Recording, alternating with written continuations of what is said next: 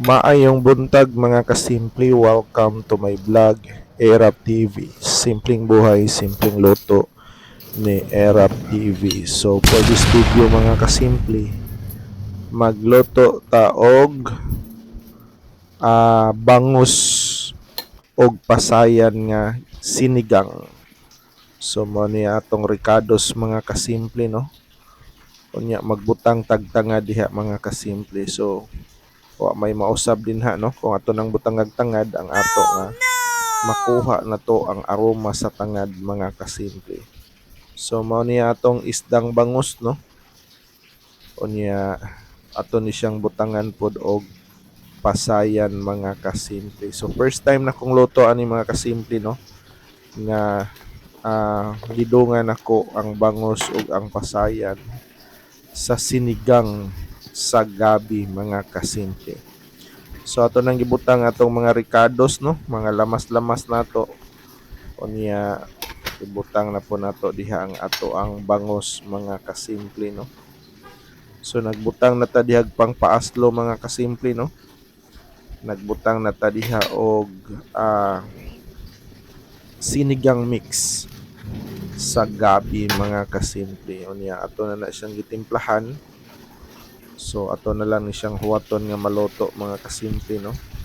Unya ato nang ibutang dinha karon taod-taod ang atong gulay-gulay mga kasimple. So radish no, mao na atong unang gibutang. Unya atong isunod ang ato ang tangkong. So kuan na siya mga kasimple no, kanang iyahang unsa na mga punuan no. So ato atong ipauwahi ang dahon niya mga kasimple. Unya natay talong. So mao na ni ang dahon sa tangkong mga kasimple no. So wala tagabutang diha og batong mga kasimple kay daghan naman kayong gulay mga kasimple no. So moawas na sa tong butanganan. So mao na ni ang finished product sa to ang sinigang na bangus with pasayan. Nya natay giandam nga rice og sabaw para sa tong higop-higop mga kasimple. So mao na ni no ang atong sudan sa tong pamahaw no karong adlaw mga kasimple no. Sinigang nga bangus. Unya naay pasayan mga kasimple. So birahan day nato ang tambok sa bangus no. Mao man gina diha dapitang dagbida sa bangus mga kasimple no. Ang dapit sa iyahang tiyan.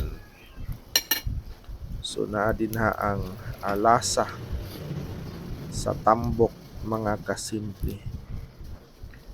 So ditirahan po nato ang pasayan. So dili kani kayo ni siya dagko mga kasimple, dili sa ni siya kay gagmay, regular size na ni siya nya.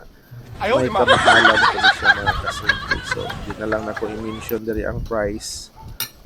O kay ba na gyud ta basta pasayan, baboy, o dyan ay pinakatagaas og presyo ron nga mga panahon na mga kasimple na og katong mga first class nga isda. So ang bangos medyo okay ra, kaya-kaya ra ang presyo mga kasimple. So mao ni no, init kayo ang sabaw nga atong ihigop sayo sa kabuntagon mga kasimple no. Ang oras alas 6 sa buntag no, namahaw na ta mga kasimple. Kay mugikan ta sa padong trabaho 7:30 man, so napay mga usa ka oras gikan karon relax plus ligo nya lakaw na dayon ta mga kasimple no. So medyo traffic na ang panahon karon nya grabing kadaghan nga badlungon gyud nga mga driver mga kasimple no.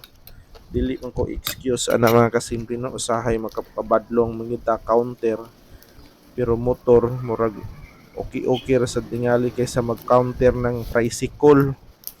Sus grabe ha. Iskina rabaya ni counter ang tricycle niya, ang gisugat niya kay dump truck. Pagkadugayang nag-ukang mga kasimple no.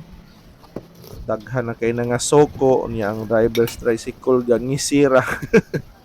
Ayaw di ba? Sige ta kaya nila mga kasimple. So di lang ko to ba kung video